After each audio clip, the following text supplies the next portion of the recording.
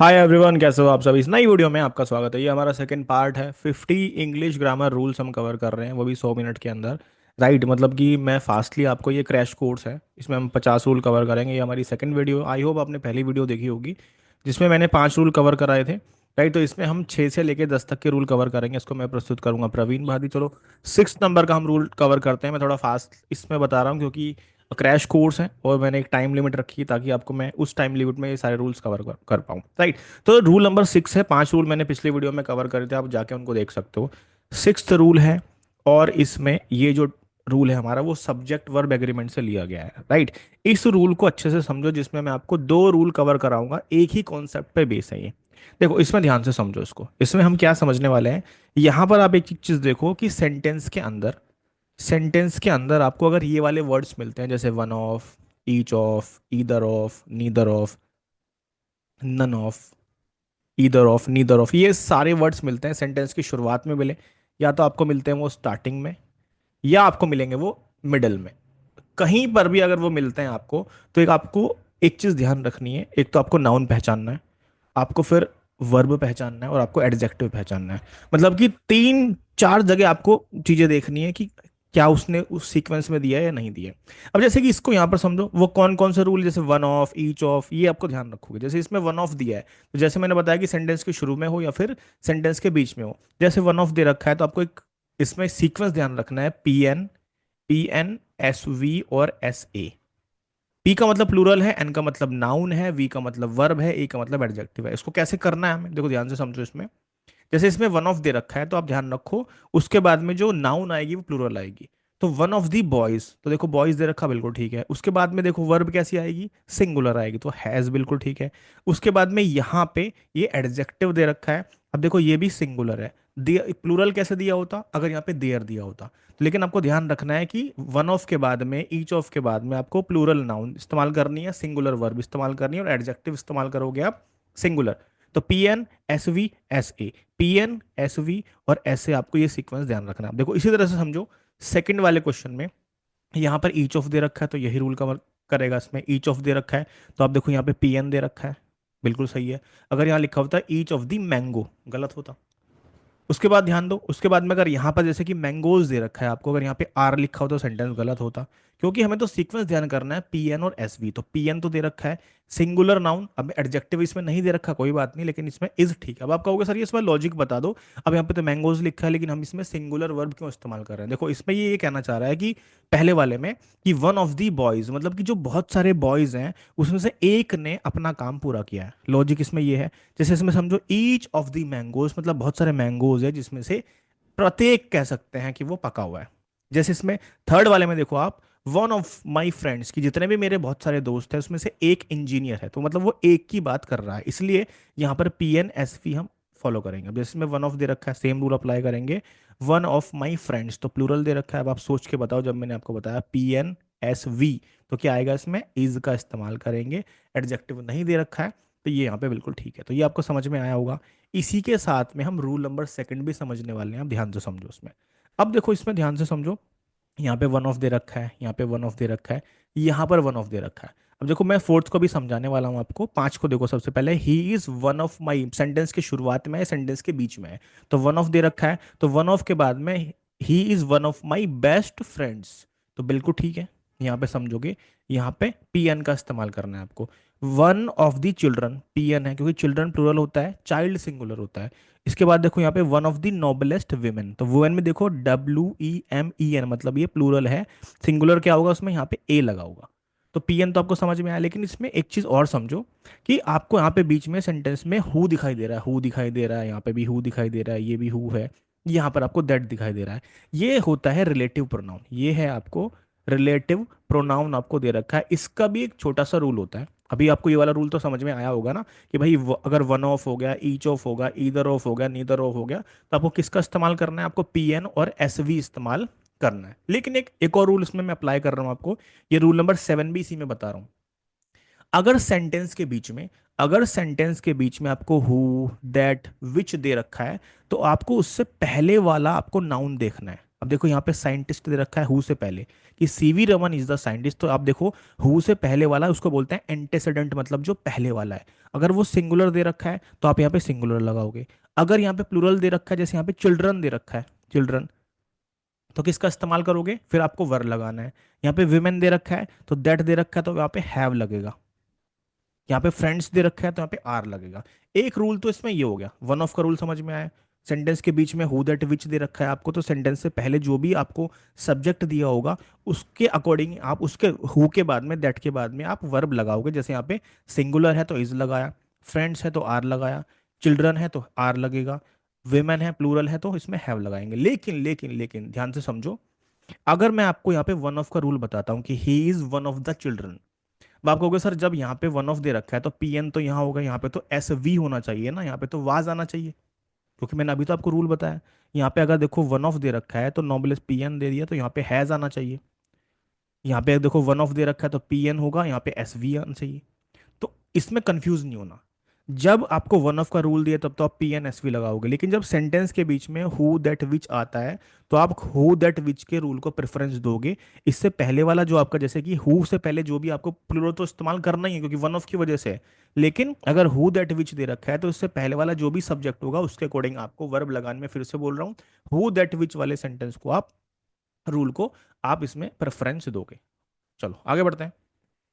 अब आगे rule number 7 है, वो मैंने आपको ऑलरेडी बता दिया है, मैं वही आपको समझाने की कोशिश कर रहा हूँ। यही था कि जब सेंटेंस के बीच में when who that which is use as a relative pronoun, आपसे कोई पूछे कि भाई ये हु दैट विच है क्या, आप कहोगे सर ये रिलेटिव प्रोनाउन है। अगर आपसे पूछ लेता है पार्ट्स ऑफ स्पीच में कि यहाँ पे क्या है, तो आप बोलोगे रिलेटिव प्रोनाउन।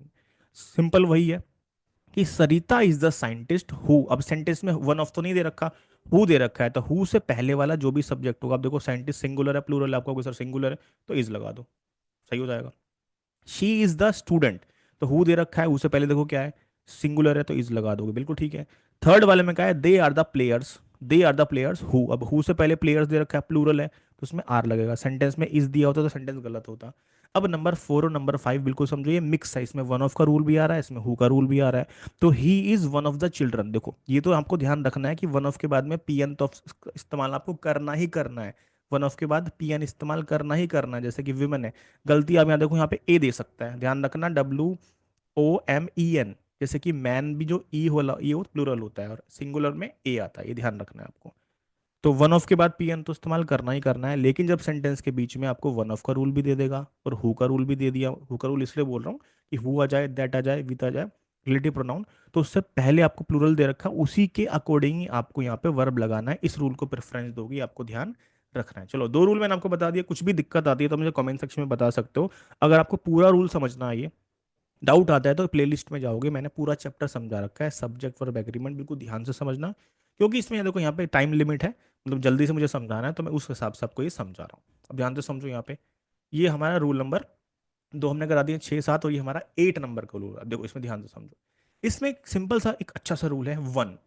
अब वन हमारा क्या होता है, वन वन का मतलब एक भी होता है, और वन हमारा प्रोनाउन भी होता है, इसको प्रोनाउन की तभी इस्तेमाल करते हैं। देखो कैसे, कि एक ये अगर आपसे पूछे कोई कि वन, क्या हम वन को कैसे कैसे इस्तेमाल कर सकते हैं, अब आप कहोगे सर जो वन होता है उसको हम इंडेफिनेट प्रोनाउन भी बोलते हैं। जैसे एक सेंटेंस समझो, one should always be polite, तो वन में आप क्या कह रहे हो, आप किसी लड़की की बात करो, लड़के की बात करो, किसकी बात करो पता नहीं है, मतलब कि one refer to a general और अनस्पेसिफाइड पर्सन, की हमें पता नहीं, हम प्रत्येक की बात कर रहे हैं कि one should always be polite, सबको पोलाइट होना चाहिए, तो जनरल वे में इंडेफिनेट प्रोनाउन ये हमारा होता है। दूसरा डिटरमाइनर की तरह, डिटरमाइनर क्या होते हैं, जो नाउन से पहले इस्तेमाल होते हैं। अब मैं इसमें कहता हूँ आई हैव वन एप्पल, तो यहाँ पर ये नाउन है, और नाउन से पहले जैसे हम ए एन द भी लगा देते हैं ना, तो वो भी डिटरमाइनर होता है। तो ये हमने एक ही जगह लगा दिया वन, तो इसका मतलब ये डिटरमाइनर की तरह भी इस्तेमाल होता है वन का, यहाँ पर मैं आपको रूल बता रहा हूँ, ठीक है। अब इसमें और समझो, प्रोनाउन समझ लिया हमने, डिटरमाइनर समझ लिया, अब इसमें दूसरा समझो, वन का जो होता है वो वंस पॉजेसिव प्रोनाउन होता है, जैसे कि हमारा हिज का हिजी होता है, दे का देयर्स होता है, दे का देयर्स होता है, ठीक है, इस तरह से। अब जैसे समझो वन का होता है one's, one's is the possessive form, possessive form का मतलब होता है जैसे कि यहाँ पे समझो, one should do one's duty. अब एक चीज समझो, इसमें मैं आपको समझाना क्या चाह रहा हूं कि जब भी कभी क्वेश्चन में यहां पर आपको प्रोनाउन दे रखा है वन, और वन क्या होता है, इनडेफिनेट प्रोनाउन आपको दे रखा है, तो उसके साथ में हमेशा वंस का इस्तेमाल करोगे, वन के साथ में वंस का पेयर हमेशा चलेगा, ध्यान रखना।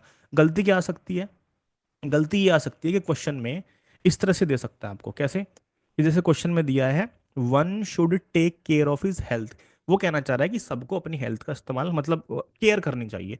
तो ध्यान रखो वन के साथ में हिज कभी नहीं आएगा, वन के साथ में हमेशा वंस का ही इस्तेमाल किया जाएगा, ये ध्यान रखना।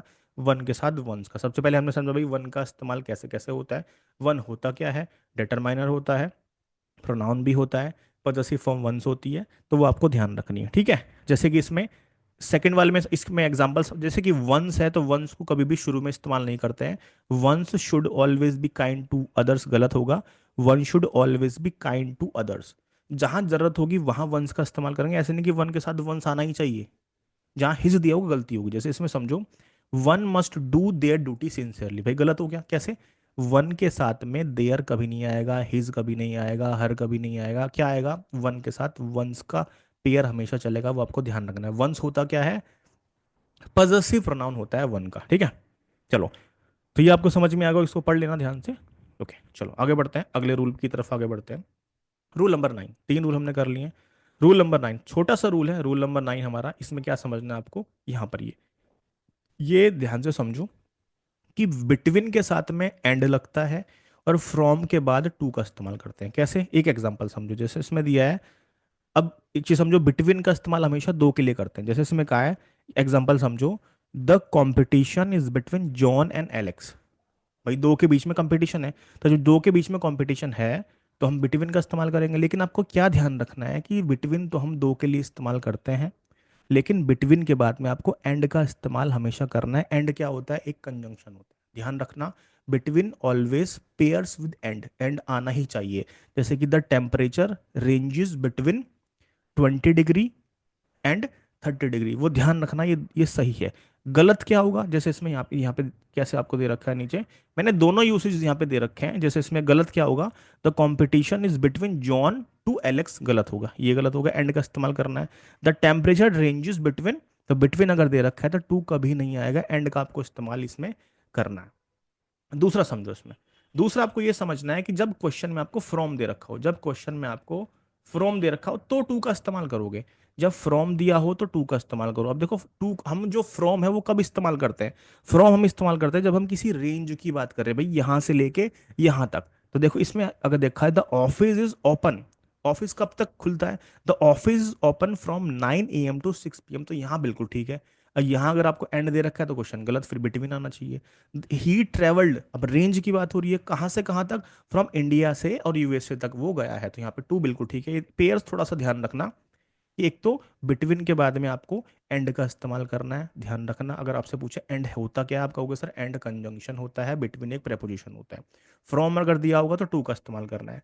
अब एक चीज समझो, यहाँ पे आगे बढ़ो, यहाँ पर मैंने बहुत सारे एग्जाम्पल्स दे रखे हैं कि बिटवीन का इस्तेमाल कहाँ कहाँ कैसे होता है, इसका स्क्रीनशॉट अभी ले लो, स्क्रीनशॉट लो अभी।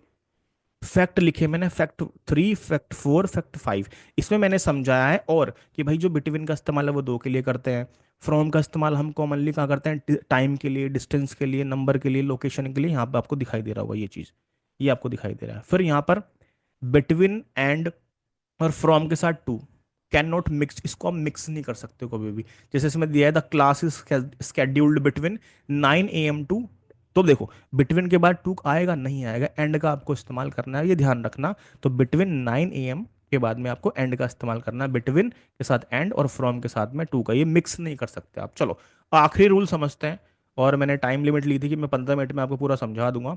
अगला रूल बड़ा सिंपल सा रूल है, सिंपल सा प्यारा सा रूल है, मैं आपको जल्दी से बताऊंगा इसमें, स्क्रीनशॉट ले लो, इसका भी पढ़ लेना। टू के साथ टू का पेयर और सो के साथ दैट का पेयर, सिंपल सा है, कैसे, जब आपको दे रखा हो ही इज टू वीक, तो टू के साथ टू का पेयर, सिंपल सा, कभी कभी फिल इन द ब्लैंक्स में पूछ लेता है। छोटा सा रूल है, जरूरी नहीं कि हर किसी रूल में आपको इतना दिमाग लगाना पड़े। स्टार्टिंग के मैं रूल ले रहा हूँ थोड़े से लंबे से, और बाद के मैं ले रहा हूँ कि मैं जल्दी समझा सकूँ आपको, तो ठीक है। टू के साथ टू का पेयर और सो के साथ दैट का पेयर, तो यहाँ पे समझो कि सो के साथ में आपको दैट लगाना है, स्क्रीनशॉट ले लो, उसको अच्छे से पढ़ लेना है इसको, मैंने यहाँ पे आपको बता दिया कि भाई टू के साथ टू का पेयर चलता है सिंपल, और सो के साथ में दैट का पेयर चलता है। जैसे कि ये हमारा होता है एक्सप्रेसिस एक्सेसिवनेस के लिए करते हैं, टू बहुत ज्यादा, टू बहुत ज्यादा। लेकिन सो और दैट क्या होता है, कॉज एंड इफेक्ट की वो बात करता है, कॉज एंड इफेक्ट का वो रिलेशनशिप होता है। चलो, तो 15 मिनट का टाइम लिया था, थोड़ा सा ज़्यादा ही हो गया, लेकिन हम अगली क्लास में मिलेंगे आपसे। Thank you for watching this. अगले सेशन में हम इसमें 11 से लेके 15 तक के रूल कवर करेंगे। Thank you for watching this.